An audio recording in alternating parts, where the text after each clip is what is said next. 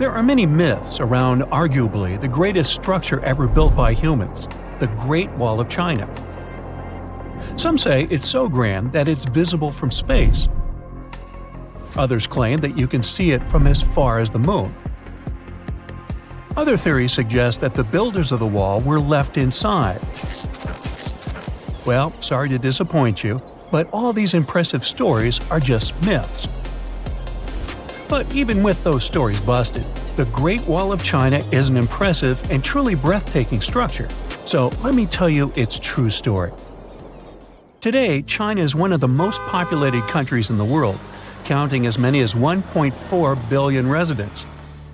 It's also one of the oldest nations in the world. It has 3,500 years of continuous written history, but the civilization existed long before that.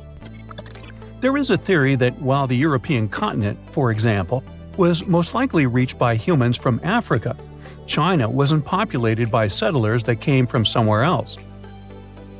Some people believe that the Chinese civilization got formed from local Stone Age people who lived on the territory since the prehistoric period.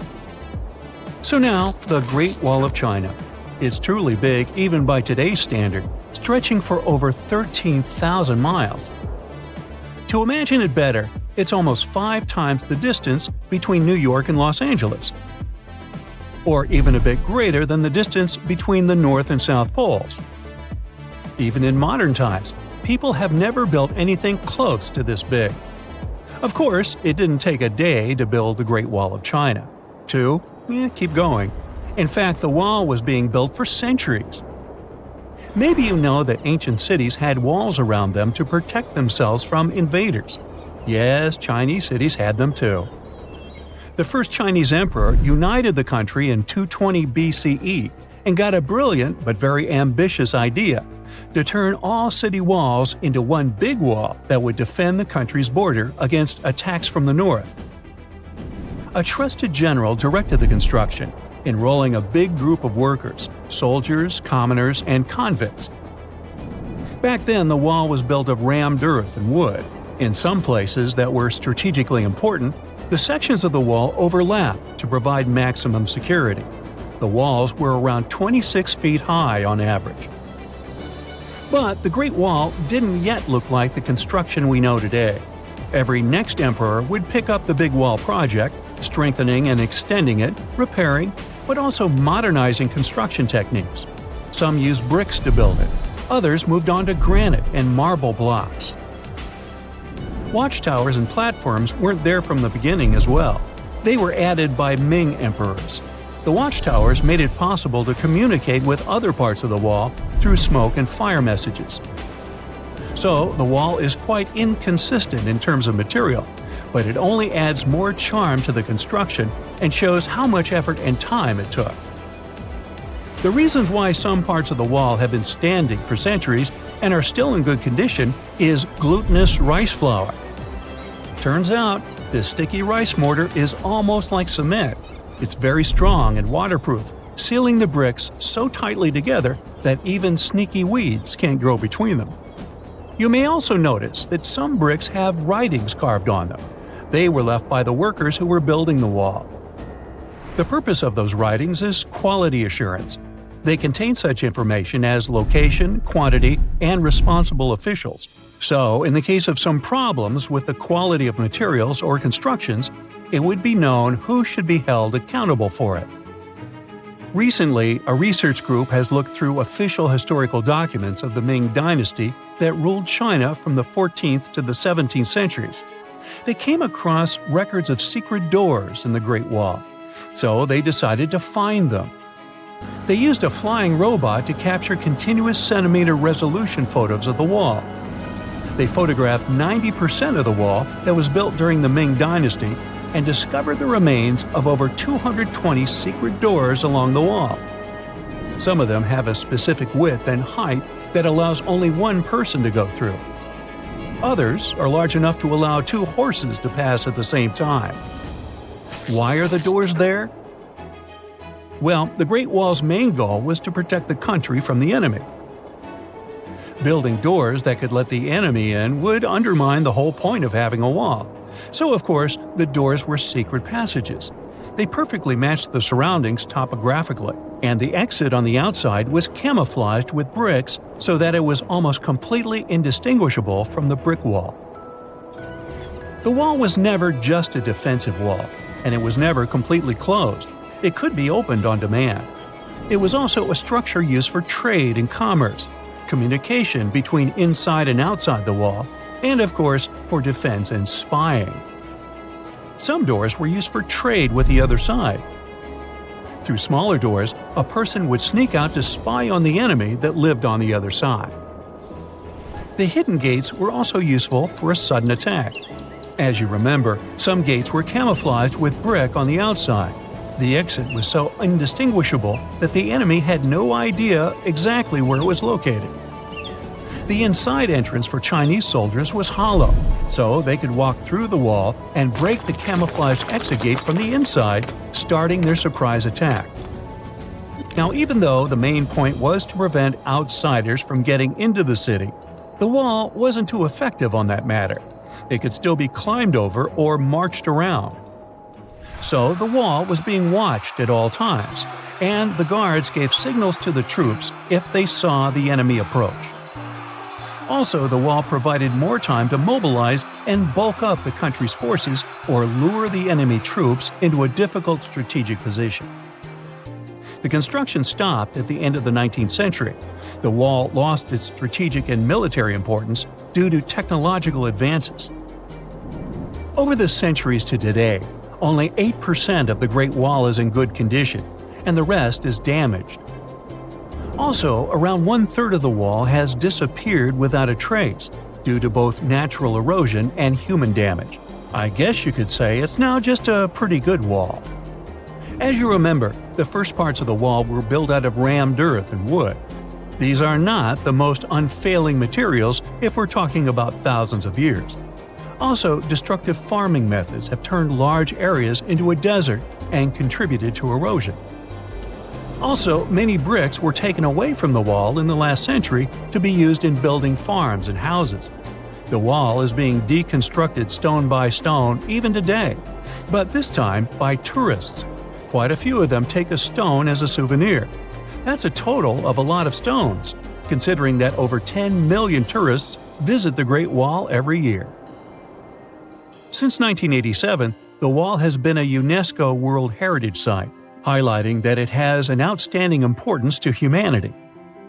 The wall is one of China's 56 World Heritage Sites, second place among countries with landmarks protected by UNESCO.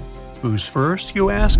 Well, the top spot, with 58 World Heritage Sites, belongs to Italy. And do you know that the wall isn't only a famous tourist attraction, but also the location of the Great Wall Marathon? It's a marathon that was established in 1999 and is one of the most challenging ones in the world. You guessed right, people run along the wall, including all the steps. There are 3 distances, so that participants can run a full marathon that is 26 miles, a half marathon that's 13 miles, or just have a fun run of 5 miles. Miles and miles of yellow sand, treeless mountain ridges, and scorching hot sun over your head. And suddenly, something you'd never expect to come across in a barren desert. A small group of overexcited people. They're as happy as you would be if you'd won a lottery. They've just found an ancient tomb, once flooded with its walls in bad shape. But the stuff they discovered inside proves that this is the burial site of one of Egypt's most mysterious pharaohs. Historians have been hunting for his tomb for years, but no one expected it to hide ancient treasures. Fast forward. After careful examination of the site, Egyptian officials have announced the discovery of the tomb of King Thutmose II. It's the last missing tomb from Egypt's 18th dynasty, and this is also the first royal tomb found since King Tutankhamun's was discovered in 1922, in more than 100 years. A team of Egyptian and British archaeologists found the tomb in the Theban Mountains area, west of Luxor, near the famous Valley of the Kings.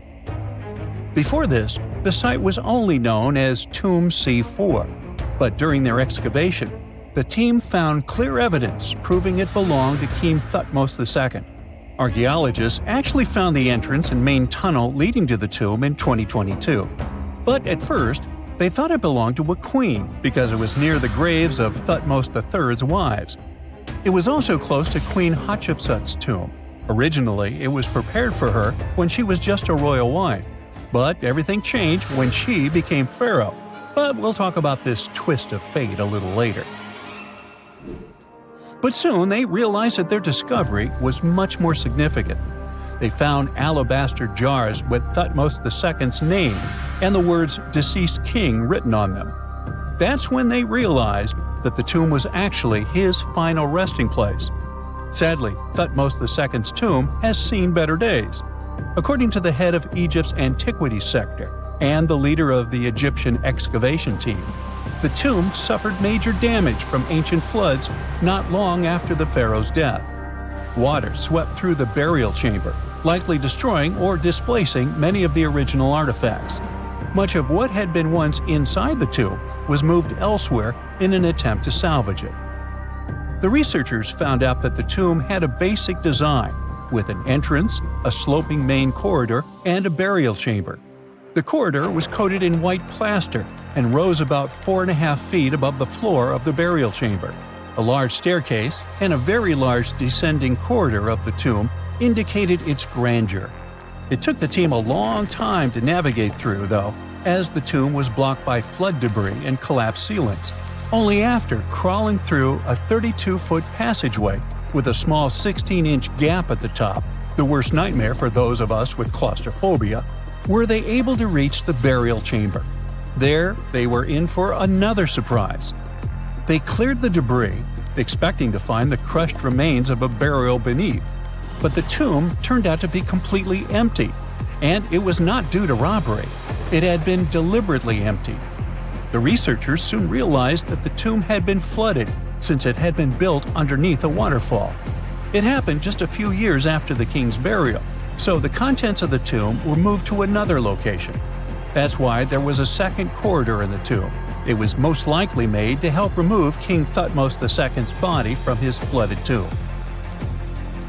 Despite the damage, the excavation team made some really exciting discoveries. They found traces of mortar decorated with blue inscriptions, yellow stars, and fragments from the Book of Amduat, one of the most significant funerary texts in ancient Egypt. The book was meant to guide the deceased through the underworld, ensuring a safe journey to the afterlife. Now, how about we sneak a peek at ancient Egypt's 18th dynasty? It was all about conquering lands, expanding the empire, and building jaw-dropping monuments. Some of the biggest names from that era, Thutmose I and Thutmose III, both legendary warrior kings who left their mark in history. Thutmose I was a fierce fighter who led major military campaigns, pushing Egypt's border further south than ever before, all the way to the fourth cataract of the Nile. His victories gave Egypt access to new trade routes, stronger political ties, and more wealth. His conquests were so significant that they were recorded in the tombs of his top officials. Thutmose III, sometimes called Thutmose the Great, took things even further. He was not only an incredible military strategist, but also the commander of Pharaoh Hatshepsut's armies before becoming king himself. He led between 17 and 20 military campaigns, winning every single one and expanding Egypt's empire to its peak. He even created the world's first navy. Thutmose III is often remembered as Egypt's greatest warrior pharaoh. And sandwiched between these two powerhouses was Thutmose II, a pharaoh who doesn't get nearly as much attention. Hey, the middle child, right? His reign lasted only about 5 years before he passed away at around age 30 in 1479 BCE. He is kind of a mystery. No one really knows what he accomplished. For the longest time, even the location of his burial site was totally unknown. His body was actually found in the 19th century. It was just lying around in the mortuary temple of Deir el-Bahari, in a secret chamber where priests used to hide royal mummies centuries after their original tombs were looted by grave robbers. In other words, Thutmose II's body must have been moved from his original resting place at some point in history to protect it. During his lifetime, Thutmose II made at least one major impact on Egyptian history. He married his half-sister Hatshepsut. That might not sound like a big deal, but it helped her become Egypt's greatest female pharaoh after he passed. The catch? She kept her stepson, Thutmose III, off the throne for decades. When he finally took power, he erased her name from history out of spite. And still, Hatshepsut is one of Egypt's greatest pharaohs, no matter if you're talking about a man or a woman. She brought a lot of wealth and art to Egypt. She led a big trading trip to a place called Punt, where she brought back things like gold, ebony, and incense. She also made sure her name lasted by building amazing structures that we can still see today. At Karnak, she added huge obelisks. One of them is still standing tall. She also was the one to build the Temple of Dir al-Bahre with its countless columns. She was buried there. Interestingly, Hatshepsut was often shown in art as a man with muscles and a beard, like how pharaohs were usually depicted. But she made sure there was always something in the artwork that reminded people she was a woman, like calling herself Daughter of Re or His Majesty herself. When she passed away in 1458 BCE, Egypt wouldn't have a female ruler as powerful as her until Cleopatra, about 1400 years later. According to Egypt's Supreme Council of Antiquities Secretary General, isn't that a mouthful? Hatshepsut's name actually appears in Thutmose II's tomb, meaning she might have even handled his burial. As for their final resting places, well, Hatshepsut was buried in the Valley of the Kings, and Thutmose II's mummy is now in the National Museum of Egyptian Civilization, alongside other ancient Egyptian rulers. It gives visitors a rare chance to see the remains of a nearly forgotten pharaoh. Now, experts consider the discovery of his tomb to be one of the most significant in recent years. The artifacts found there add important details to our understanding of the history of the region and Thutmose II's rule. And even though the tomb's design is fairly simple and follows the same architectural style preferred by later Egyptian rulers, its historical importance is undeniable. In any case, the mission isn't over yet. Archaeologists are now focusing on solving another mystery. Where did the rest of the tomb's contents end up? The team is determined to continue their search. Who knows what other secrets they will uncover that have remained hidden beneath the sands for thousands of years. Egyptologists have been digging around every inch of the Great Pyramid for ages. Yet somehow, they overlooked this stunning pink granite bathtub buried a few miles next to it. And here's the deal. This mysterious oval tube lying next to the Khufu pyramid for years may provide evidence that the Egyptians built the pyramids not only for monumental purposes, but also to generate electricity, experimenting with it long before Alessandro Volta and Thomas Edison.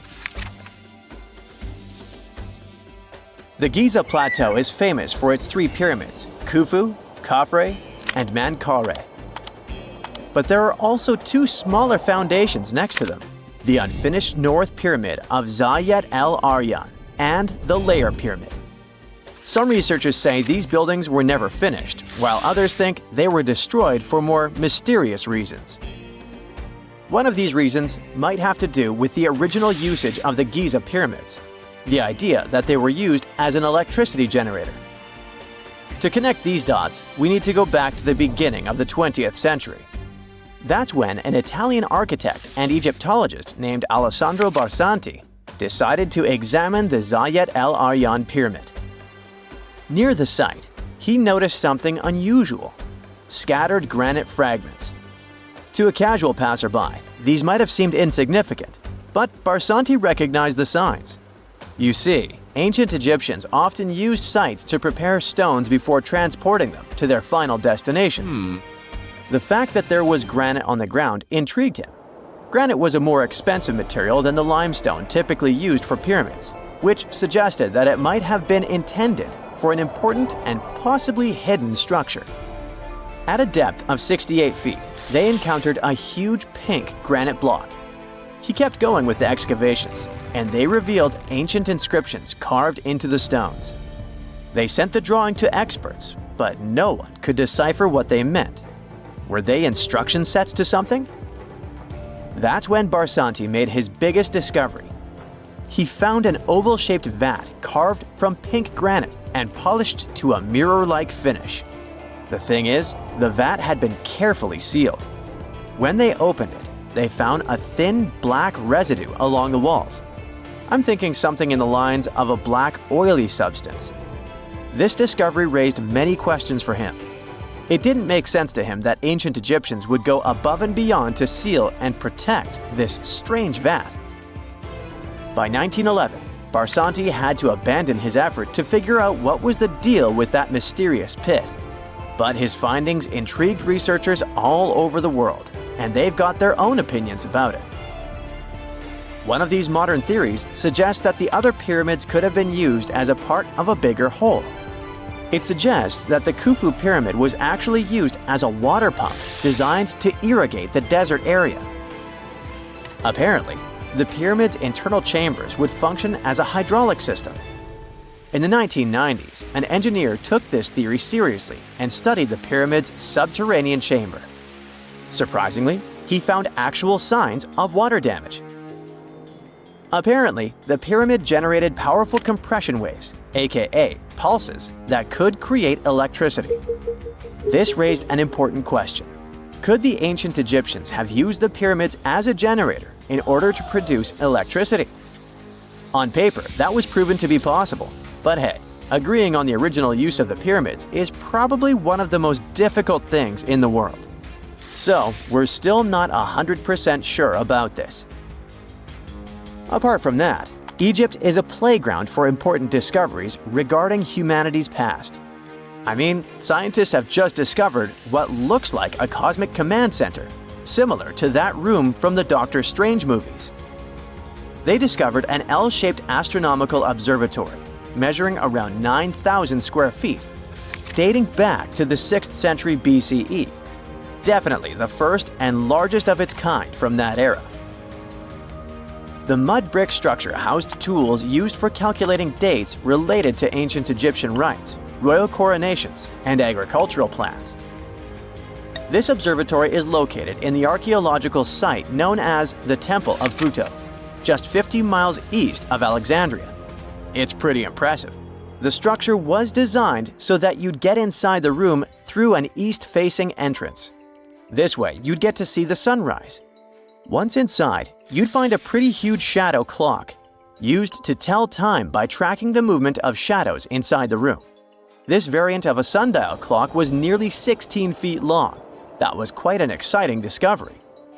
Another interesting one was that scientists and Egyptologists have discovered the first ever pregnant mummy. Now, even if we know quite a lot about mummification processes, we keep making discoveries that open new doors into the lives of ancient Egyptians. It took so long for someone to find out this mummy was expecting at the time she was embalmed because she was placed in a male's coffin. More specifically, a male priest. Historians say that during the 19th century, a lot of traders mixed coffins up in order to sell them. Yes, that means they opened them and switched mummies to please their buyers. It was a complete surprise because they were hoping to study more about ancient health issues when they opened this coffin up. But they had another special research on their hands: prenatal practices in ancient Egypt. This mummified woman who lived about 2,000 years ago was from 20 to 30 years old when she passed away. She was found in Thebes, and her remains were incredibly well preserved. You see, mummification recipes varied across Egypt. In this woman's case, researchers could tell she was a member of the high society since she was buried with special amulets. But since mummification methodologies differed so much between cities and time periods, they still have to dig further to understand why she was embalmed along with her baby. Speaking of mummies, scientists were digging up a final resting place in Saqqara, also in Egypt, and they unearthed two embalming workshops. One was for humans and the other for sacred animals. Apparently, The workshops date back to about 2,400 years ago. They were equipped with stone beds, clay pots, and ritual vessels. Everything you needed to mummify. But that's not all. Archaeologists also stumbled upon cheese stored in jars behind tombs that were over 3,000 years old. Yep, cheese. This shows that the ancient Egyptians were pretty savvy when it came to preserving food, too. They knew how to store stuff for the long haul, not just the mummies. It really shows how they applied their preservation skills to both food and bodies, giving us a glimpse into their impressive technological know-how. Scientists have also found one of Egypt's oldest complete mummies, and to their surprise, it was completely covered in gold. You see, Egyptian mummies covered in gold are already a rare thing, but they weren't expecting it to be the oldest one ever found. The mummy was quite well preserved, and they could identify that it was the remains of a wealthy man called Hekashepes.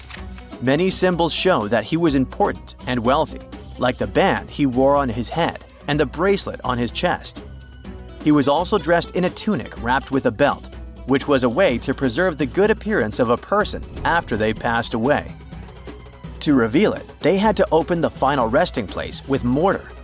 Basically, it was like they were opening a time machine, just as the ancient Egyptians did 4,300 years ago. If you think about it, it's almost like entering a time capsule. Enough about mummies. Scientists also found something very exciting hovering above the pyramids. They had to use a fancy top-notch radar known as LARID, aka Low Altitude Long Range Ionospheric Radar, which can see these invisible waves far away into the sky. LARID helped them discover giant plasma bubbles floating in the air above the pyramids. These bubbles are called plasma bubbles, and they wreak havoc on modern technologies. I mean, they can disrupt GPS and phone signals for hundreds of kilometers in diameter from where they're located. These bubbles are massive, sometimes as big as cities, and they're caused by the sudden depletion of charged particles in the ionosphere. So, instead of spreading out evenly throughout the ionosphere, they stick together in this wave-like form. This was a pretty important discovery because it can help scientists understand how to prevent these waves from messing with our technology. Something strange is lurking beneath the sands of Giza, and scientists have no idea what it is. Archaeologists just found a hidden structure near the Great Pyramid using advanced ground scanning technology. What's inside? Nobody knows, but excavations are already underway. The Great Pyramid of Giza is one of the most famous monuments on Earth, but it doesn't stand alone. It's surrounded by an ancient necropolis, a massive royal graveyard filled with tombs and monuments. They belong to pharaohs, nobles, and other high-ranking officials. Most of these tombs are above the ground. They're called mastabas, rectangular, flat-roofed tombs built from limestone or mud brick, and they've been studied for decades. But from old movies, we know that these weren't simple graves. They have deep vertical shafts leading to underground burial chambers, where the past was sealed away for eternity. And recently, archaeologists found one curious empty space in the cemetery, a completely unexplored patch of ground. No mastabas, no visible ruins, nada. For years, they ignored it. But between 2021 and 2023, they decided to investigate. They didn't dig, though. Instead, they used a technology that kind of acts like X-rays for the ground. These radars let scientists see the secrets hidden there. And there was something hidden beneath the sand. Something deliberately buried and forgotten. A two-part underground structure. One part was shallow and L-shaped. It's about 33 feet long and buried just 6.5 feet deep. But below that, a deeper, more mysterious anomaly. A structure completely different from anything else in the area. They called it a highly resistive anomaly, which means it's dense and solid, likely made of stone, sand, or even metal. And still, no one has a clue what's inside it. Now, it's clear that humans made the L shape. It wasn't formed by nature. And the shallower structure might have been an entrance to whatever is hidden below. But they only have some theories about what might be hidden there. It's also filled with sand and gravel. It was probably deliberately backfilled after its construction, perhaps to preserve this. Why? Well, we don't know yet. The archaeological team will need to excavate to understand what exactly this thing was and why it was built. The first guess is a lost burial chamber. Many tombs in Giza have underground burial sites, but most have clear surface markers. This one, for some reason, has nothing, but it could be one of them. The second guess is an ancient offering chapel. Egyptologists know that some chapels were built in this shape, but usually they were above ground, not buried like this.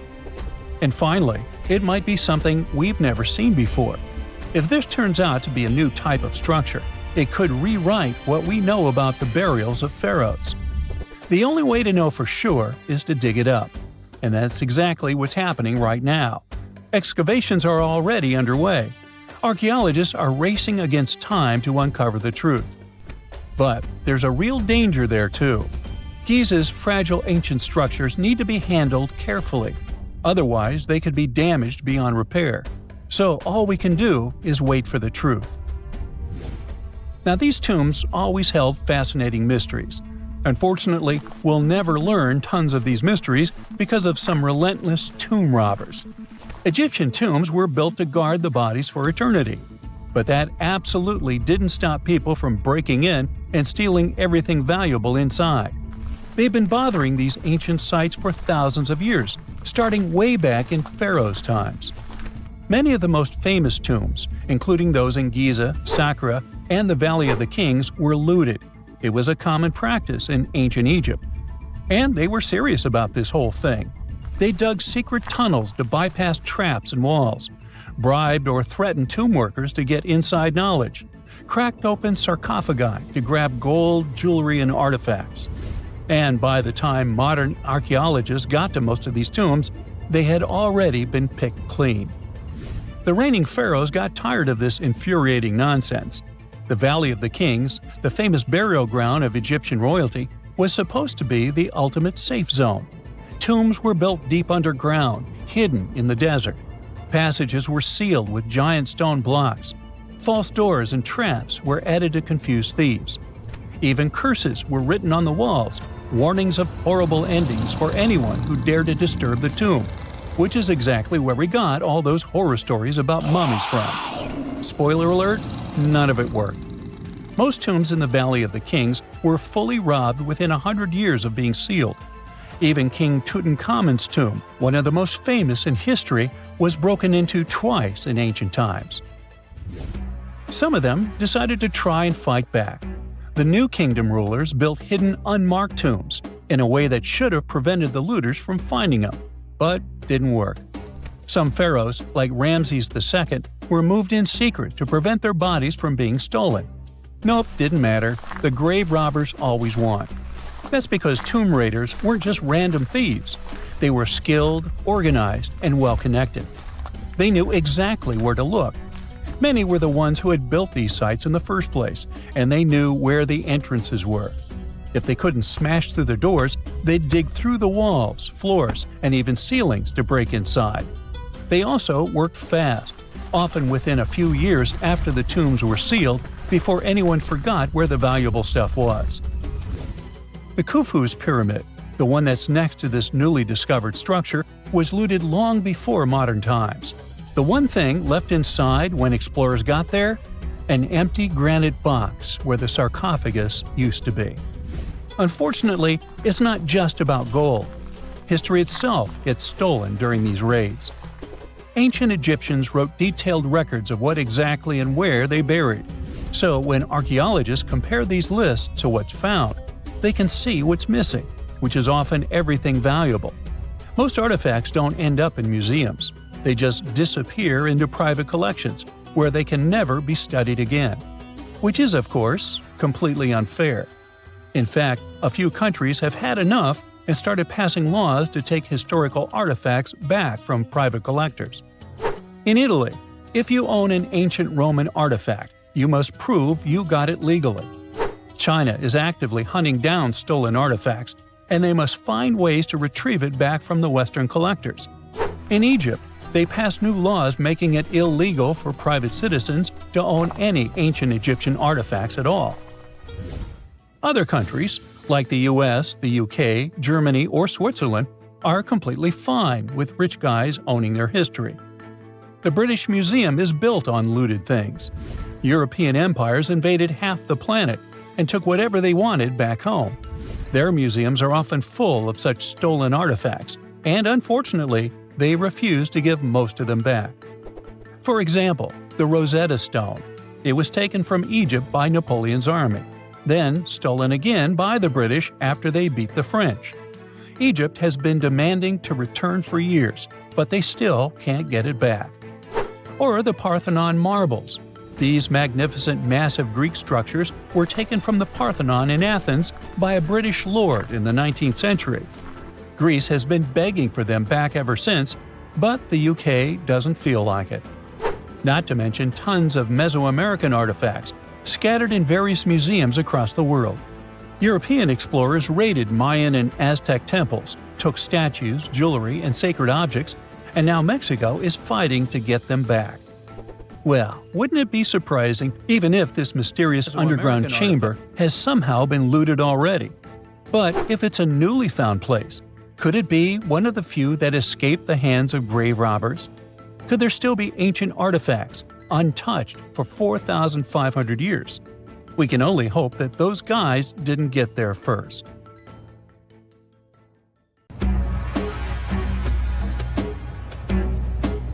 This is not a dune set.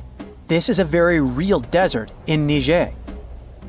Jado was probably built by the nomadic Sao people and is filled with ksars, which are fortified houses made of salt and clay, with giant walls and secret passages. Located deep in the desert, it was once a vital stop for trans-Saharan caravans, but is now a hotspot for smugglers and bandits. The site has been off-limits since 2002 due to its dangers. The origin of the ksars remain a mystery. No archaeological studies have been conducted, leaving many questions unanswered. Even today, shifting sands reveal and conceal parts of these ancient ruins, fueling local speculation about what might still be hidden beneath the desert. Speaking of connective tunnels, scientists were blown away by the discovery of lava tubes in Saudi Arabia. These underground passages form when molten lava cools down. Researchers believe that ancient nomadic groups may have utilized these tunnels to survive the super harsh desert climates. While excavating the tunnels, archaeologists uncovered artifacts, rock art, and skeletal remains. The art and animal bones show that the people who used the tunnels were probably sheep and goat herders. They're still piecing together whether these groups lived in the tunnels for extended periods or just used them as temporary shelters. The Great Pyramid of Giza has been standing for thousands of years, but it's still hiding secrets. Using special scanning technology, scientists found two hidden structures under an ancient burial ground. The first is a shallow L-shaped structure, and below it is a much larger space that could be a final resting place or a chamber. The smaller structure was filled with sand on purpose, while the deeper one might be an empty chamber. Experts believe the two are connected, possibly as an entrance leading to a secret chamber. This is big news because it might give us some more insight into who built the pyramids and why. The world is full of ancient writing, but some messages refuse to give up their secrets, like the mystery of the Bash Plemi tablet. This unusual stone, pulled from a lake in Georgia, is covered in symbols no one can read. Even with modern technology, experts are completely stumped. The tablet is about the size of a book, with 60 symbols carefully carved into its surface, but 39 of them don't match any known language. Some resemble scripts from ancient civilizations in the Middle East, India, and Egypt, but none are an exact match. To make things even trickier, part of the tablet is broken off, meaning a piece of the puzzle is missing forever. To rule out a hoax, scientists studied the tablet closely. They confirmed it's made of vesicular basalt, an extremely tough local rock. Whoever carved these symbols must have been really skilled. Based on similar archaeological finds, experts believe the tablet could date back thousands of years, possibly to the late Bronze or early Iron Age. Some symbols repeat, which could mean they're numbers. Maybe it's an inventory list, a record of battles, or even an offering to the deities. Until someone cracks the code, the Bashplemi tablet remains an unsolved mystery from the depths of history. Experts are still stumped with what this Minoan disc might mean. The Phaistos disc is one of the most mysterious finds from the Minoan civilization. This 6-inch clay object, discovered in 1908, has strange spiral markings that no one has fully decoded yet.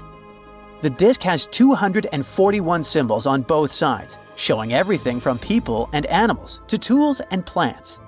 Experts have come up with many theories about what the symbols mean. Some think it's an early form of Greek. Others suggest it's a prayer or a hymn. And some even believe it could be a letter from a king in Anatolia to a Greek ruler. Let's see who will be the first to figure this out. It's always a fun day at an archaeologist's office when they find something as big as a 2,000-year-old marble head. A French archaeologist mission went digging inside an old medieval house near Alexandria in Egypt and found a statue's head depicting an old, possibly ill man. This statue dates from the last Egyptian dynasty before it became part of the Roman Empire, and the site where it was found is associated with the likes of Cleopatra and Mark Antony. For archaeologists, even the smallest finds at this site means a lot. You've heard of Lucy, right? The Australopithecus that was an early ancestor for us humans. Well, scientists found some of her species' footprints somewhere in Tanzania. The so-called Laetoli footprints are over 3 million years old. The trail stretched 88 feet and has about 70 footprints, left behind when a bunch of early humans walked across some wet volcanic ash. What's cool is that these early humans were already walking on 2 feet, like us, not all hunched over like apes. The close spacing of the prints shows they probably had short legs and a shorter stride than we do today. In an ancient Egyptian temple, archaeologists uncovered a shrine unlike any other, a place dedicated to falcons and 2 mysterious deities. One deity had a falcon's head, while the other wore a crown with a sun disk and cow horns. But the most baffling discovery was an inscription that read, "It is improper to boil a head in here." At the heart of the shrine, there are 15 headless falcons carefully arranged on a pedestal, likely as offerings to the falcon-headed deity. One theory suggests the birds were boiled first, perhaps to pluck their feathers, before being placed in the shrine, following the strange rule carved into stone. Archaeologists also found a 13-inch iron harpoon nearby. Its true purpose remains unknown, although the shrine also held remains of fish, mammals, and bird eggs, suggesting that the rituals may have included feasting. And speaking of ancient Egypt, meet Hathor. Scientists named her after the ancient Egyptian deity of motherhood, music, and singing. This wooden statue, housed at the Metropolitan Museum of Art, was thought to be just a beautiful artifact, until a surprising secret was uncovered. Using an X-ray machine, experts found a mechanical operating system inside it, with pulleys and axles connecting her shoulder to her left leg. When activated, the system made her hand raise and lower, an engineering marvel from over 3,000 years ago. The statue was created during Egypt's Middle Kingdom, around 1800 BCE, and is often compared to 19th century automata due to its advanced design. It's believed the statue was used in religious ceremonies, symbolizing Hathor's role in dance and music. An unexpected discovery happened in northern Kuwait, where a Kuwaiti-Polish team uncovered a mysterious 7,500-year-old statue. The statue features an elongated skull, no mouth, narrow eyes, and a flattened nose. This feature is thought to be an Ophidian figurine, named after the Greek word for snake, and it was likely made by the Ubaid culture, a civilization known for their pottery skills. While no one knows exactly what role this weird statue played, it might have been linked to rituals or symbolic practices. Some scientists think these figurines, found in homes or final resting places, were tied to important cultural beliefs. We couldn't mention unresolved mysteries of this world without speaking about these elongated skulls. In the deserts of Peru, researchers uncovered 5 ancient skeletons, 2 with unnaturally elongated skulls. While head shaping was common in many cultures, these skulls defy explanation. Local legends tell tales of the so-called gentiles, a mysterious race banished underground by the powerful deities. Some say this is what the skulls represent. Others think this is some type of genetic anomaly, which was confirmed after finding an infant skull, too large to be artificially shaped. They found the tomb of a royal doctor who lived over 4,000 years ago, a man who held pharaohs' lives in his hands. This man knew secrets that only deities and kings were allowed to hear. And yet, when they opened his tomb in 2024, there was no body, just vivid paintings untouched by time and cryptic symbols carved into stone. Who was he, and why was he buried with spells linked to a scorpion deity? The tomb was buried deep beneath the sands of Saqqara. The doctor's name was Tete Nebefu. He lived around 4,100 years ago, during one of Egypt's most mysterious turning points, right at the edge of glory and collapse. These were the final days of Egypt's Old Kingdom. The sun still glinted off freshly built pyramids, but the shadows were already creeping in. The pharaoh, Pepi II, had ruled longer than anyone before him, 90 years. But by the end of his reign, the country was cracking. The power was slipping, the regional leaders were rising, and the Nile floods grew unpredictable. In this shaky period, the mysterious doctor thrived. His tomb was discovered by a Swiss-French archaeological team in the shadows of old pyramids. The weirdest part was that when they uncovered his burial chamber, they found no body, no golden treasures either. Unfortunately, the tomb had been robbed long ago. But what remained was something even more fascinating: the words and images left on the walls. The paintings are still vibrant, bright colors that somehow survived all those years underground. The walls show jars, containers, strange abstract patterns, and geometric shapes. And then there are hieroglyphs, lines and lines of sacred script carved with precision, like someone had poured their soul into every curve. These inscriptions revealed who Tete Nebefu truly was. Turns out, he wasn't just any doctor. He was the conjurer of Serket. Now, Serket was the female deity of scorpions, sacred and terrifying. Egyptians believed she could stop venom, heal bites, and protect the living from toxic elements. The title, Conjurer of Serket, meant Tete Nebefu was a specialist in treating dangerous stings and bites. And if he got an entire tomb for himself, he may have been Egypt's top expert in those things, a man who healed with both medicine and magic. But that wasn't all. He also held the title Director of Medicinal Plants, a title seen only once before in all of ancient Egypt. That means he knew the healing power of herbs, roots, and oils like no one else. Now, you might wonder, what plants in a huge land of sand? But in reality, ancient Egyptians used herbal medicine that would hold up in some labs today. They created pills, ointments, and inhalers. Most often they chose some active ingredient, a flavor to make it easier to take, and something to deliver it into the body. Sound familiar?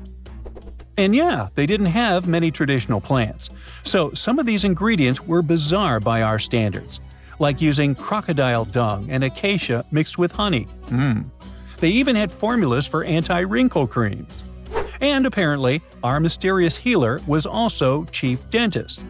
This title is almost never seen in ancient records. Evidence of Egyptian dentists is incredibly rare. Turns out, our ancient genius didn't just fight stings and study plants. He was also trusted with teeth and jaws, which were actually a huge problem in ancient Egypt. These people may have built wonders, but their teeth paid the price. Ancient Egyptians constantly caught grains of sand in their mouths. They often ate grit-filled bread and raw vegetables, which wore down enamel and caused a horrible condition called attrition. This led to tons of problems, including tooth loss. They had to improvise back in the day. For example, crafting the world's oldest known toothpaste from crushed rock, mint, and pepper, which ironically only made things worse for the gums. Or a toothpaste from things like eggshells, pumice, and natron, a salty mineral used for cleaning. They were also inventing mouthwashes from celery, bran, and herbs to ease the problem. Some mummies were even found with crude metal braces and gold wires attaching missing teeth. Though we're not sure if these were for the living, or was it just a nice little addition added as an afterlife gift. So, Teti Nebi Fu specialized in all these fields. 3 rare titles for one man. Now, back in the day, he must have been admired as incredibly knowledgeable. In a world without modern science, he would have been like a sorcerer who knows how some leaf or bark could save a life. That's why archaeologists believe Teti Nebi Fu wasn't just any doctor. He was, most likely, the royal physician, the one who treated the pharaoh himself. We don't know for sure which king he served. Maybe it was Pepi II, and who knows, maybe that's why the guy lived so long. But if that was the case, Teti Nebi Fu may have lived through the final moments of the Old Kingdom, watching the Golden Age crumble from inside the palace walls. And then he was buried, the body was looted, or perhaps just lost to time. But the team says they're still studying the tomb, still uncovering the traces of this incredible man. Overall, ancient Egyptians were practicing medicine on a crazy advanced level. Some practices feel familiar even today. They had hospitals, specialists, surgeries, and many more things, even medical schools. Both men and women were allowed to be doctors. They healed with various methods and practiced surgery with actual tools, scalpels, forceps, even sutures. Some doctors treated only the eyes, others the teeth, the stomach, or even what they called the hidden diseases. They knew how to clean and dress wounds, could set broken bones using splints made of wood or reeds wrapped in linen, and even prevented infections. There were even proctologists. They also built the first prosthetics, like a wooden toe with leather straps that help people walk normally again. The oldest known prosthetic is 3,000 years old. Now, the most shocking part is how they actually even tried to remove tumors. A recent study looked at a 4,000 years old skull. It belonged to a man in his 30s. There were signs of past tumors, and around 3 of them, there were marks, surgical cuts made with a metal tool. That suggests someone attempted to remove or study them, maybe treatment, maybe an autopsy. There was another skull of a woman over 50 years old. It also showed similar signs, but with healed fractures from an earlier injury, which is amazing because her treatment might have actually been successful. Being a healer in this society meant something powerful. It meant being a priest, a scientist, and a magician all at once. To ancient Egyptians, medicine was a necessary art, and they treated it with as much reverence as they did their deities. That's because they believed that sickness could be both physical and spiritual. So a doctor could recite a spell while applying a salve, and a lot of their treatments worked. The reputation of doctors in ancient Egypt was so strong that leaders from other parts of the ancient world, like Persia, actually sought them out. Even Homer, the Greek poet, once said the Egyptians were the most skilled healers of all. Of course, their understanding of the human body wasn't perfect. For example, they thought the heart controlled thought and emotion. They also didn't know what the brain really did. But their approach, observe symptoms, diagnose, and treat, well, that's modern medicine. Sure, they prayed over the wound, but they also healed it, didn't they? Their most famous physician was Imhotep. That guy was a true polymath, an architect, priest, and a healer who became so revered he was later worshipped as a deity of medicine. Yep, a human who was so cool they turned him into a deity. He lived 2,000 years before Hippocrates, the so-called father of medicine. And yet, some people joke we should drop the Hippocratic Oath altogether and swear an Imhotepic Oath instead. These people weren't just laying the foundations of pyramids, they were laying the foundations of healthcare. If there's a question that still baffles archaeologists to this day, it's this one. How did the ancient Egyptians build those magnificent pyramids? As far as we know today, their resources were quite limited, especially in terms of tools and building materials. We still don't have a fully satisfying answer, but hey, we've got some pretty amazing theories worth considering. The leading contender among these theories involves the clever Egyptians employing a sneaky strategy. Now picture this. They constructed a slanted and curving mound made of bricks, earth, and sand encircling the pyramid to be. As the pyramid grew taller and taller, they simply increased the height and length of this wacky structure. It's like they were playing an ancient game of Jenga. Now, how did they get those massive stone blocks up there? Well, according to the legendary ancient Greek historian Herodotus, they used sleds, rollers, and levers. It sounds like they turned construction into a supersized game of tug-of-war. And guess what? Herodotus also claimed that the Great Pyramid, the one from Giza, the granddaddy of them all, took a whopping 20 years to build.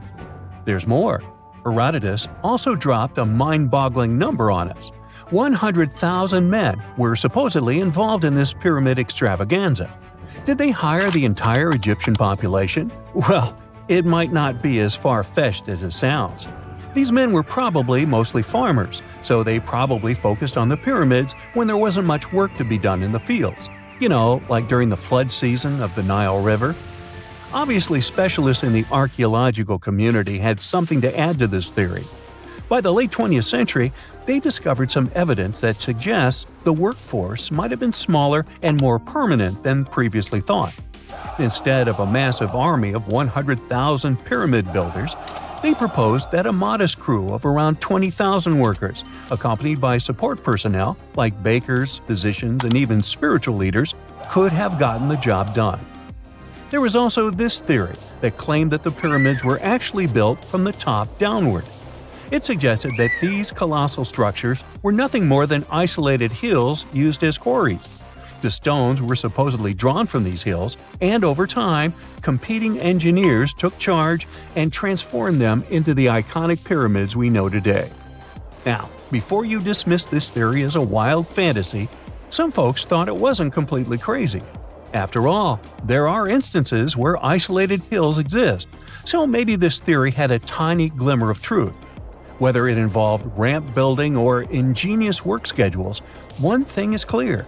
Those pyramids have definitely left their mark on history and on our imaginations. Now, speaking of ancient Egyptian mysteries, there's this gigantic unfinished obelisk sitting in ancient Egypt, and scientists are trying to figure out how it was shaped. Now, some people suggest that our industrious ancestors used handheld pounders to get the job done. One expert has a different take on the matter, though. He argues that if we take a closer look at the pattern left behind by the shaping tool, we'll notice something peculiar. The walls of the trenches surrounding the obelisk display a neat and even pattern, which is pretty unlikely if they were pounded away by mere mortal hands. According to this expert, those horizontal striations are usually the result of a tool that takes breaks while removing material, leaving its mark on the surface. But wait, there's more. Imagine the tool being rocked back and forth against the trench walls, clearing away the waste to keep the trench from narrowing. Well, in that case, the tool might have left some funky horizontal striations where it was pressed against the sidewall. This sounds like some fancy technology at play, don't you think? And guess what? The dynastic Egyptians probably didn't have access to that kind of know-how. Another famous Egyptologist from way back also uncovered a bunch of core drills during his adventures. Although the actual drill bits are missing, his collection houses these particular core remnants made of limestone, alabaster, and even granite. These constructions aren't the only amazing thing the ancient Egyptians left behind, though. As it turns out, the Egyptians were the genius minds behind the creation of the handheld mirror. Yeah, that little mirror you use every day to check yourself out. But here's the twist. These mirrors are like pieces of art. They were decorated with inscriptions and figures. But that's not all. The Egyptians had a serious concern with their appearance. They knew the importance of personal hygiene and looking fabulous. So, in their quest for pearly whites, they invented toothbrushes and toothpaste. Dental problems were pretty common back then, and their smiles weren't exactly all white. Dentistry wasn't their strongest suit, you see. Maybe their minds were distracted by all that pyramid building. So that doesn't mean those ancient toothpaste recipes weren't amazing. One delightful concoction included rock salt, mint, dried iris petals, and pepper. Some brave dentists in the 21st century tried it out, and it worked pretty well. Ground-up ash was also used in another recipe to create a tooth cleansing paste. Mint was missing, so that didn't do much for their breath. That's when the genius Egyptians came up with the world's first breath mints. They made tablets from heated spices like cinnamon, and they mixed it with honey. Now, let's shift gears to home decor, Egyptian style. They surely took ornamentation to the next level. While the concept of decorating furniture started in Mesopotamia, the Egyptians cranked it up a notch. They went all out with different colors of ink and even developed various weights of paper. Oh, and let's not forget about those cute little area rugs we all have in our homes today. Guess who came up with the idea? Yep, the Egyptians. They used the versatile papyrus plant to make those cozy rugs. And speaking of trends, the Egyptians loved their knickknacks. They had an assortment of small figurines in the shapes of cats, dogs, and people. These statues were made from various materials, like simple sun-dried mud to the ultimate bling of gold. It all depended on how loaded you were. The Egyptians were also all about farming, and they knew that clean water was crucial for their crops and animals. That's why they came up with some nifty inventions and techniques to make sure their land was fertile and their plants were happy. First off, they had the genius idea of using ox-drawn plows. They had two types of plows, heavy and light. The heavy plow would strut its stuff, cutting deep furrows in the soil, while the lighter plow followed behind, fluffing up the earth. But they didn't stop there. After plowing, the Egyptians would break up clumps of soil and sow the rows with seeds. To give those seeds a good old squish into the furrows, they'd march their livestock across the field, effectively closing up the furrows. But hey, all that hard work would be pointless if their seeds were as dry as the Sahara. That's where irrigation comes into play. The Egyptians were so good at it that other cultures, like the Greeks and Romans, couldn't help but copy their techniques. Now let's switch gears and talk about the marvelous architecture of ancient Egypt. These folks weren't just skilled farmers, they were also architectural maestros. They built these fancy canals to carry water to farms and villages, and boy, did they know how to make those canals look pretty. Just imagine strolling along a canal lined with ornate structures. The pharaoh Ramesses the Great was quite the overachiever when it came to construction. One of his mind-blowing creations was the construction located at Abu Simbel. This building was designed so that twice a year, the sun would shine directly into it and illuminate the statues of Ramesses. And let's not forget about the corbelled arch. Without this architectural gem, we'd be missing out on some mind-boggling structures like the Great Pyramid. The Egyptians knew how to make things stand tall and proud, thanks to their engineering and construction wizardry. They built grand halls and inner sanctums that make your jaw drop. And some of these temples doubled as astronomical observatories. Most people know that pyramids were built as grand tombs for the pharaohs, designed to ensure they had a smooth journey to the afterlife. The Great Pyramid of Giza, for instance, was constructed for the pharaoh Khufu. But what most people don't know is that this whole pyramid building trend started right here with the step pyramid of Djoser about 4,700 years ago. This massive structure was built for Pharaoh Djoser, a ruler from Egypt's 3rd dynasty. It rises 7 layers high above the ground and stands about 200 feet tall. We think of it today as a phenomenal architectural project. But for ancient Egyptians, the step pyramid of Djoser turned out to be more like a massive experiment A trial run, if you will, to perfect their building skills before they moved on to even more ambitious pyramids. Reaching new heights is super exciting, but the real mystery is what is going on below the ground. In this pyramid's underground labyrinth, there is a network of tunnels stretching about 3.5 miles long, and some researchers believe these tunnels might have been part of a sophisticated water system that could completely change what we think about pyramid construction. Let's talk about this massive complex located in Saqqara. Surrounding the pyramid, there's what's known as a dry moat, a continuous trench that is up to 164 feet wide and almost 2 miles long. It forms a sort of rectangular shape around the pyramid. This trench has an average depth of about 65 feet. Now, if you were to add up all the earth and rock they dug out to create this moat, it would be about 10 times the volume of the step pyramid itself. For the longest time, people just assumed this trench was nothing more than a huge quarry, a place where they dug up stone and clay to build the step pyramid. Makes sense, right? But when you take a closer look, it doesn't add up. The trench is too narrow and deep to be practical for mining, and its layout doesn't match anything we know about ancient Egyptian quarrying methods. Plus, some sections of the trench are actually covered with a rocky ceiling, which would have made it nearly impossible to use as a quarry. Another theory suggests that the dry moat had some kind of spiritual significance. Maybe it was a sacred place, where souls of nobles gathered to serve the late king in the afterlife. There are even niches in the walls that work as a hint at this spiritual function. But most researchers believe that this purpose likely developed much later, long after the complex was built for Djoser. So what was the moat really designed for? In 2020, a researcher came up with a pretty intriguing idea. It is possible that this trench was actually designed to collect and manage water, especially after heavy rainfalls. Now, that makes sense when you consider the location. The moat sits in an area that could easily have been flooded by runoff water from nearby plains. This could also explain why the trench wasn't used for new graves until much later when the climate became drier and less prone to flooding. The story becomes even more intriguing as this trench appears to be part of a larger, more complex hydraulic system within the Djoser complex. It is like the trench has several compartments, carefully carved out of the rock and connected by tunnels.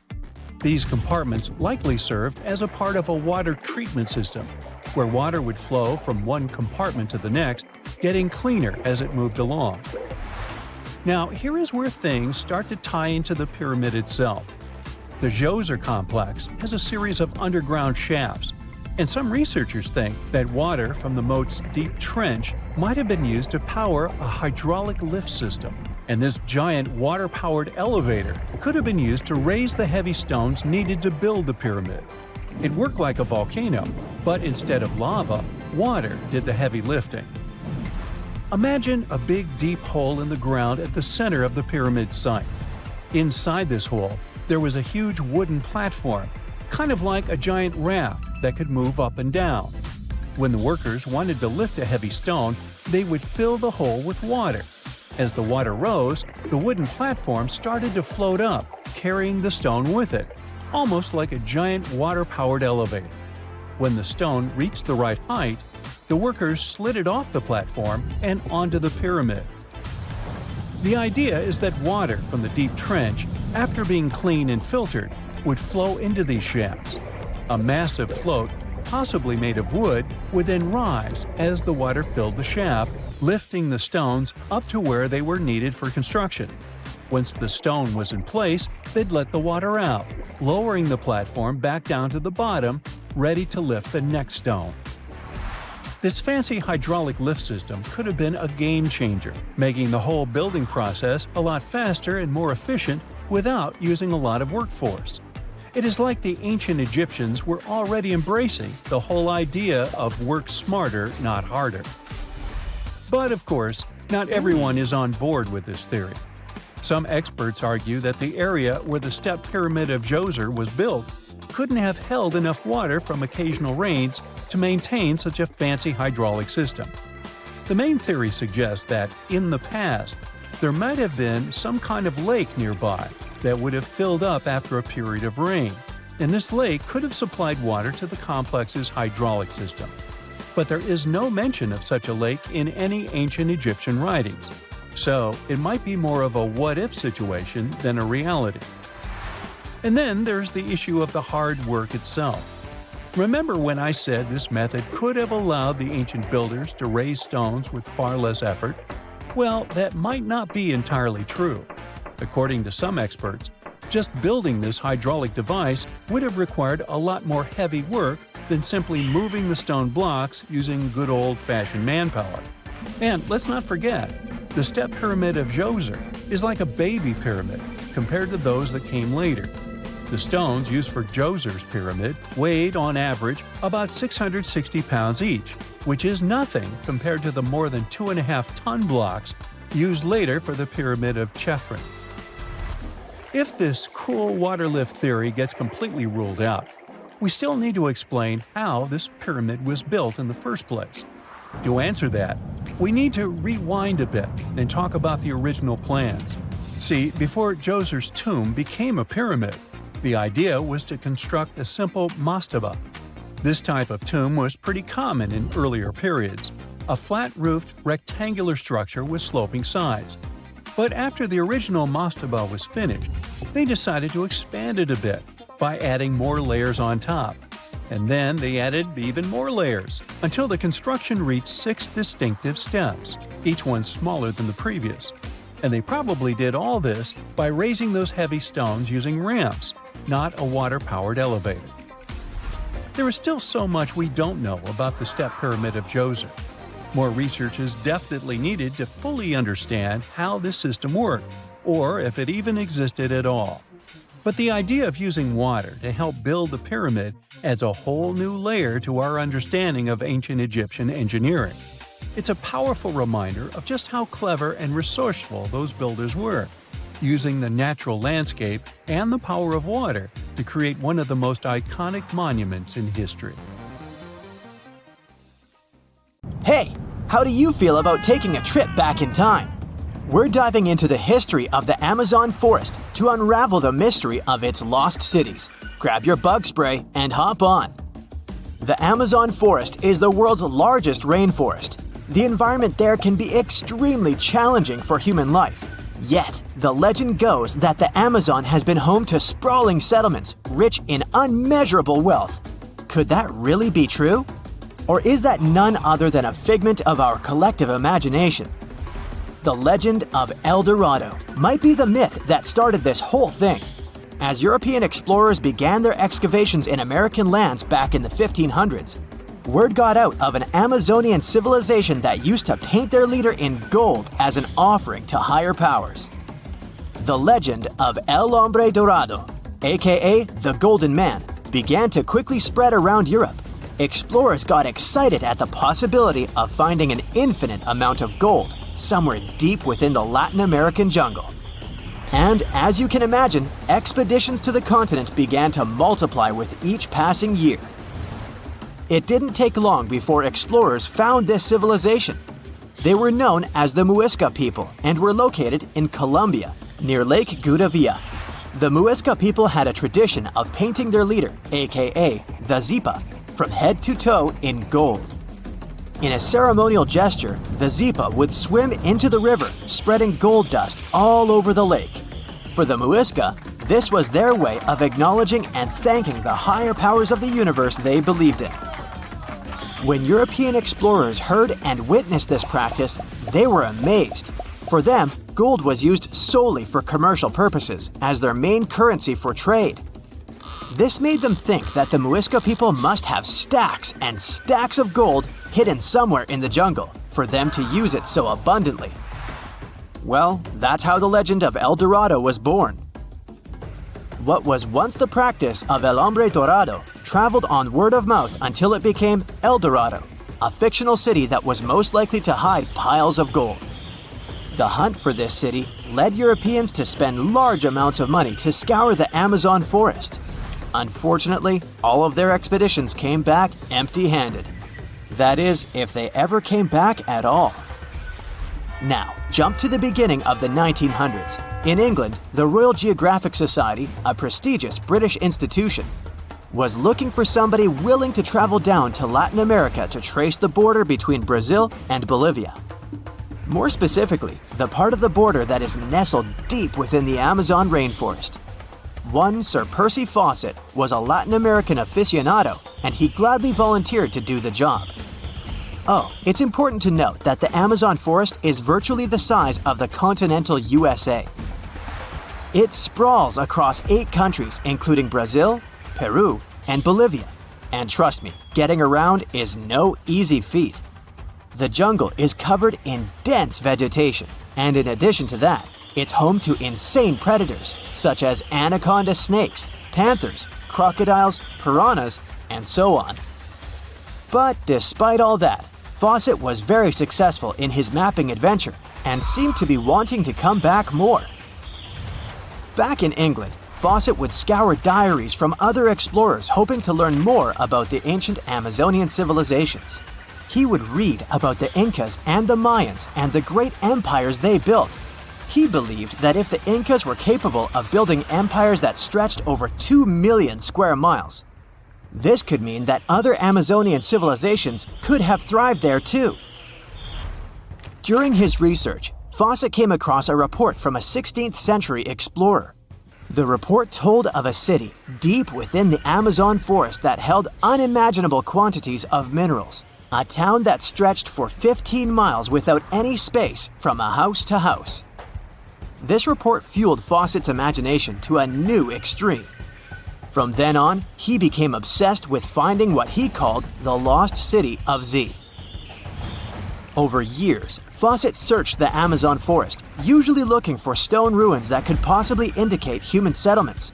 On his later expeditions, he focused on exploring the state of Mato Grosso in central Brazil. He would travel from Europe and into the lower region of the Xingu River. The trip to the Xingu would take him around 14 days on foot. Then, he would set sail in small wooden boats accompanied by local indigenous leaders that knew the region better than anyone. How he communicated with the indigenous population is still a mystery, since they only spoke in local dialects. Some scientists believe that this could have been the real reason why he never found the city. They believed he wasn't able to communicate what exactly he was looking for. And this was not his greatest difficulty. As we've said before, Amazon is not a kind place for its visitors. In his diaries, Fawcett tells of encounters with a 60-foot-long anaconda, which he bravely survived. He writes of endless sleepless nights and waking up with his hands and feet swollen from mosquito bites.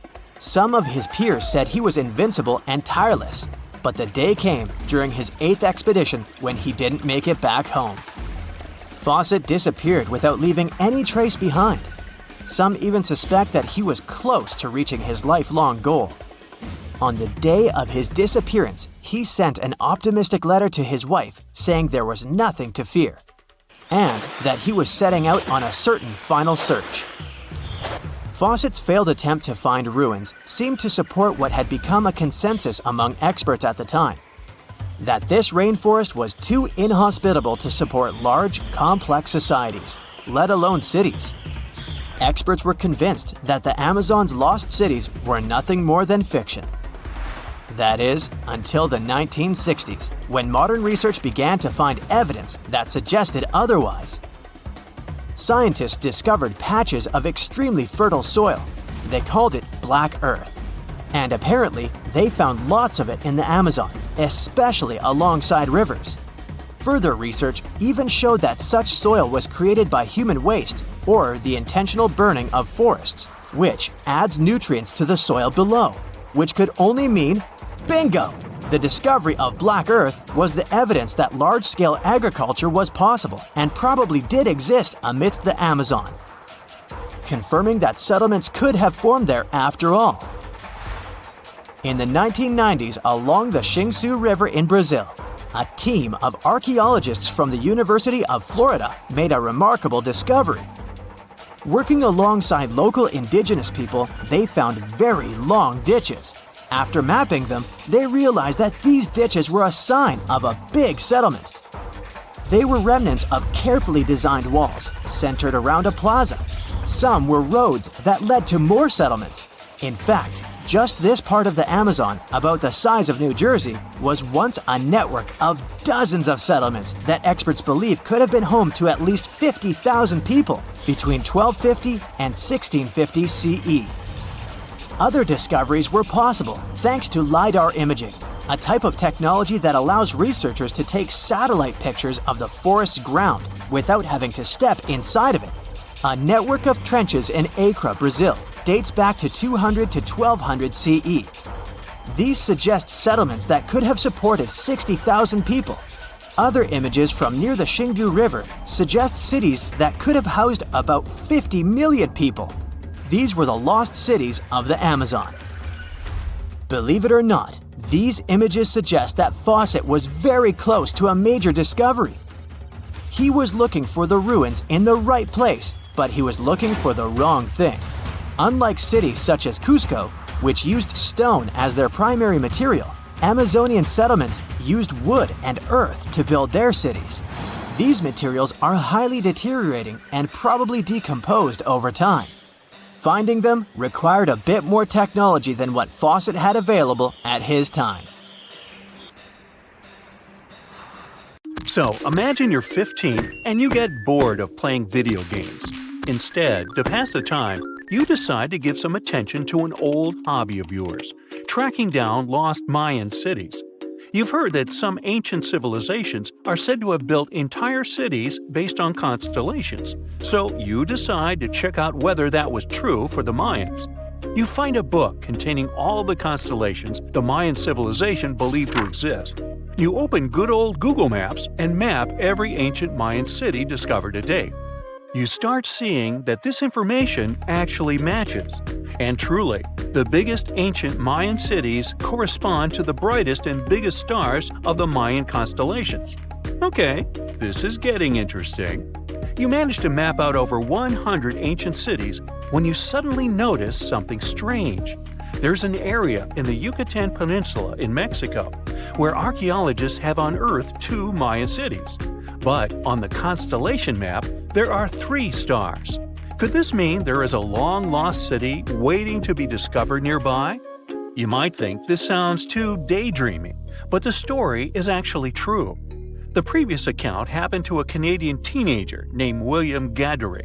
The boy is known as a science genius and had even won an award for the constellation theory we presented just now. When he noticed that a 3rd city was missing from the 23rd constellation he was examining, he began to scour the internet for satellite pictures that could help him solve this mystery.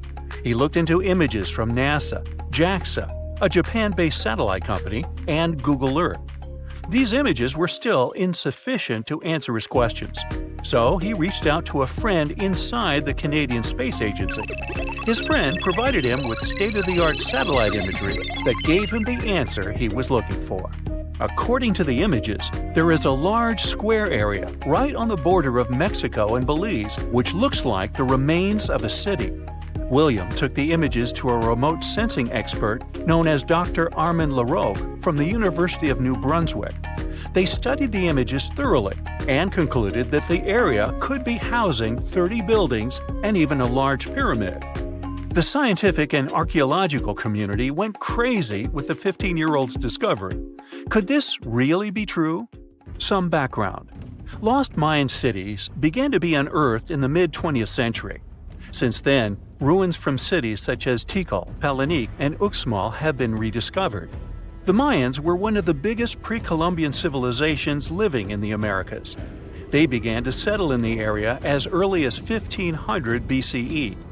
Experts believe that, at its height, the Mayan civilization consisted of over 40 cities, with a population of millions of people. That's a crowd. And their cities were pretty interesting. Their civilization spanned over Mexico's Yucatan Peninsula, Guatemala, and Belize. They survived mainly on agriculture, so they developed a complex irrigation system in most of their cities. They built a series of ceremonial buildings, pyramids, plazas, and even courts for ball games. The Mayans were keen pyramid builders, but they also developed an advanced astronomical system. With whatever ancient technology they had, they were able to predict the exact location of planets, such as Venus and Mars, and they were able to predict the exact dates of eclipses. That's why the methodology William used to discover this long-lost Mayan city was unusual, but not completely surreal. The Mayans were keen astronomers, so it wouldn't be too strange that they built their major architectural feats in relation to the sky, would it? And they wouldn't be the first ones to be doing so.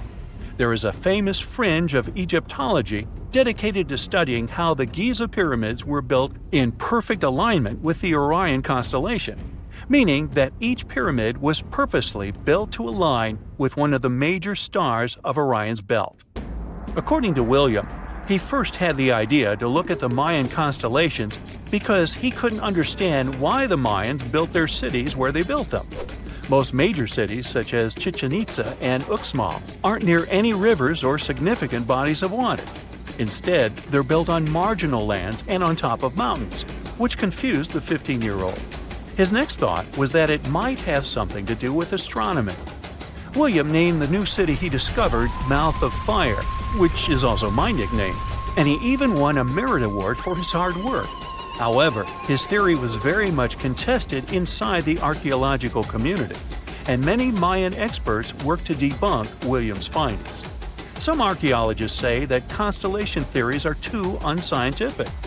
Anthony Aveni, a renowned anthropologist and astronomer, referred to William's methodology as an act of creative imagination.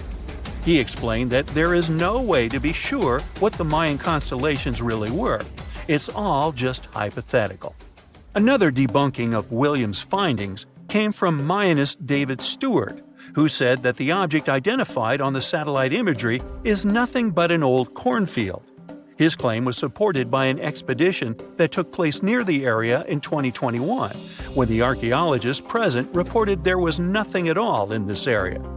Still, a 15-year-old boy almost found a long-lost Mayan city, which is pretty exciting if you ask me.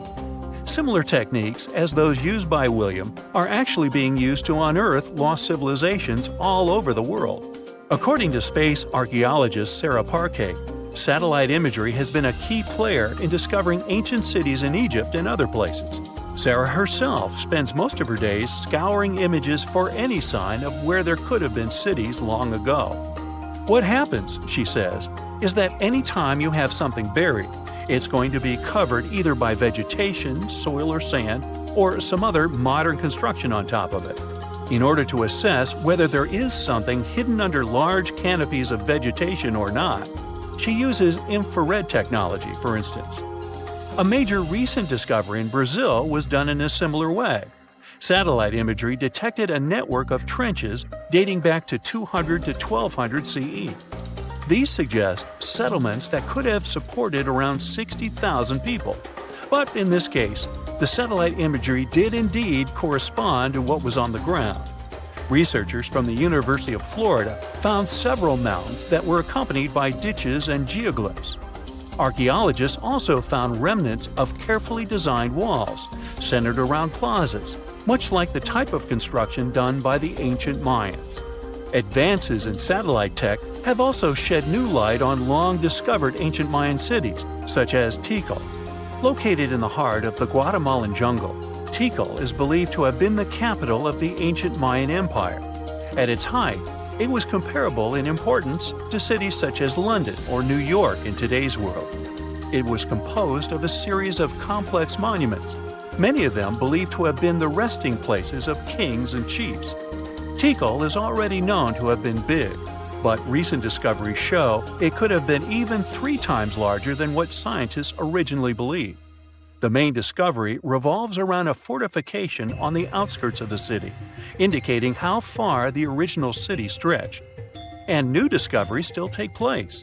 In 2017, researchers also unearthed new clues regarding the potential causes of the decline of the Mayan civilization. Using data from a Sidon seawall located 62 miles southwest of Tikal, scientists analyzed radiocarbon data from ceramics and archaeological excavations to extract new information about the sudden demise of this great civilization. The information shows that, instead of a sudden collapse, the Mayans most likely collapsed in waves of social instability and political crises. These events are believed to have deteriorated Mayan city centers and began causing the dispersion of the Mayan population. Well, it seems like it's a prime time to uncover ancient ruins. What do you say? Will you give it a try as well? Whenever you hear about ancient ruins, you almost never picture them being suspended somewhere, or just randomly hanging on the branch of a tree, right? In fact, for most of the ancient artifacts we have exposed in museums all over the world, archaeologists did quite an impressive amount of digging. You see, buildings have this funny way of fading away over time if not properly taken care of. Sometimes we need to reuse some building materials, so an older construction may be sacrificed in the process. Other times houses are abandoned, and once they are exposed to the elements on the surface, like rain or sunlight, they don't really stand a chance. Some just simply crumble away due to good old erosion. So the only way a piece of architecture can survive the test of time is if it's somehow gotten buried deep down. Now, how did they end up buried in the first place? Well, it's quite the comedy of errors. Ancient cities had a habit of gradually raising their ground level like a kid adding toppings to their ice cream sundae. You see, these settlements were always busy collecting food and building materials to keep up with their ever-growing population. But hey, who has time to deal with waste and rubbish? It wasn't exactly high on their to-do list back in the day. So when it came to building new houses, ancient civilizations found it much easier to save their sweat and tears by piling up the rubble and constructing right on top. But that's not all. Rivers would also occasionally flood and deposit a layer of sediment on the city floors, further encapsulating those ancient constructions. And in those dry regions like the desert, where the wind likes to show off its sand and dust dance moves, you can bet it was a constant struggle to keep the establishments clean. One hilarious example is the Sphinx, which had its head buried in sand until a group of archaeologists unearthed it in 1817. Some ancient towns eventually got covered up because they were completely abandoned. With less human activity to control their expansion, plant seeds couldn't resist the opportunity and sprouted all over the place. They gobbled up carbon dioxide from the air and grew, adding more and more bulk to the ground. Those cheeky roots even decided to stabilize the soil made from decaying plant matter, creating layers upon layers of earthy goodness. It's like the ultimate DIY project Mother Nature embarked on, with plants as her loyal helpers. The act of digging into the secrets of ancient civilizations is not just about unearthing a lost world. It's also an epic quest to reveal the hidden treasures beneath layers of history. But how do archaeologists know where to dig in the first place? If everything is covered in layers upon layers of sediments, debris, and plant roots, they must have some sort of system they rely on before embarking on a new project, right? For starters, they're not always the ones suggesting an archaeological dig in a certain location. Let me explain. Let's say you're a contractor and you want to build a new fancy apartment complex in your city. Some local legislations have certain requirements before your project can start, though. For instance, before anyone starts building on a piece of land, they might need to bring in specialists to check the soil. These clever folks can be archaeologists, geologists, or paleontologists, and they need to keep an eye on things during development. If any artifacts or ecofacts, fancy word for organic remnants, are discovered, these experts swoop in to excavate and study them. But what about sites that have nothing to do with bulldozers and yellow hats? Archaeologists have more than one trick up their sleeves when it comes to locating ancient hotspots. They dive deep into historic records with a healthy dose of detective work. By sniffing out old documents and maps, they can piece together the puzzle of human activity in a specific area. If a site has been visited before, it's even better. Finding records of past excavations or historical accounts can give archaeologists lots of information on where to continue their treasure hunt. Before archaeologists start swinging their shovels, they engage in a bit of a visual scan mission. Armed with a grid system, they'll stroll around the site, keeping their eyes peeled for any artifacts that might be hiding just beneath the Earth's upper layer. From groundstone tools to historic glass and even ancient garbage dumps, yes, they're also valuable. These keen-eyed explorers can spot signs of human activity faster than most people. If they stumble upon midden soil, fancy term for a garbage dump, they know for sure that humans once called this place home. Archaeologists don't just rely on their trusty shovels, though. They have an arsenal of gadgets to aid in their search for hidden wonders. Geophysical tools are like their secret weapons. Take the resistivity meter, for example. This clever contraption measures the electrical component of the soil and any buried features or artifacts. A buried wall, for instance, will create a different resistivity reading than the surrounding soil. Magnetometers and ground-penetrating radar work in similar ways, showcasing potential hints of ancient treasures in the soil. And who could forget our trusty old friend, the GPS? It helps archaeologists map out precise locations, like a high-tech treasure map, leading them straight to their pot of gold. Care to virtually visit some of the most important archaeological sites in the world? Well, follow me. In the United Kingdom, for instance, you'll find this interesting place called Stonehenge. It's one of many henges scattered around, but this one really takes the cake. Picture this: massive ancient stones standing tall and proud, arranged in a funky outer ring and an inner horseshoe, with some smaller stones thrown in for good measure. And guess what? These amazing stones have been around for over 5,000 years. Talk about a serious case of rock-solid longevity. Now, here's where it gets interesting. According to local folklore, the legendary wizard Merlin whipped out his magic wand and poof! He teleported these massive stones all the way from Ireland. Apparently, some giants had assembled them there, but Merlin decided they would look much better at their new location. Others think it's just the ruined remains of an old Roman spiritual edifice. These amazing structures were built by our Bronze Age ancestors. With their simple tools and limited tech, they managed to create this monumental masterpiece. Impressive, right? Unfortunately, there's still so much we don't know about this area. Stonehenge's initial purpose remains a mystery to this day. Sure, there are lots of theories, but scientists have yet to agree on the subject. However, we do know that it's perfectly aligned to catch the sunrise during the summer and winter solstices. The ancient city of Pompeii is an equally amazing archaeological site. Picture this: Mount Vesuvius, a notorious troublemaker, decided to throw a volcanic tantrum and completely covered this ancient Roman city. It turned it into a time capsule, located outside present-day Naples in Italy. Fast forward to the year 1748, when a bunch of adventurous explorers stumbled upon Pompeii. Lo and behold, they discovered a treasure trove of well-preserved goodies: streets, houses, food. Probably a bit stale by then. Blingy jewelry, fancy sculptures, colorful frescoes, everyday household items, and even animal and human remains. It was like an epic archaeological party. From the looks of it, Pompeii had it all. Fancy houses and villas, a massive 20,000-seat arena, cute little artisan shops, hangouts like taverns. And let's not forget the saucy spots like those luxurious bathhouses for some intense pampering. There's also the Sanctuary of Apollo, where people used to gather for their daily dose of worship. And of course, the bustling heart of the city, the Forum of Pompeii, where all the cool people used to hang out. And guess what? Pompeii is so cool that it made it to UNESCO's World Heritage List back in 1997. That's like the ultimate Hall of Fame for historical awesomeness. It also includes many other famous buildings and sites, like the Taj Mahal in India and the Acropolis of Athens in Greece.